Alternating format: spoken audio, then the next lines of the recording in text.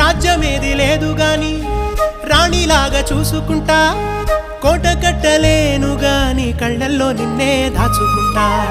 రాత ఎట్లా రాసి ఉన్నా ఆ మార్చి నీతో రాసుకుంటా. స్వర్గమంటూ ఉన్నదంటే అది నీతోనే ప్రతిరోజు పంచుకుంటా.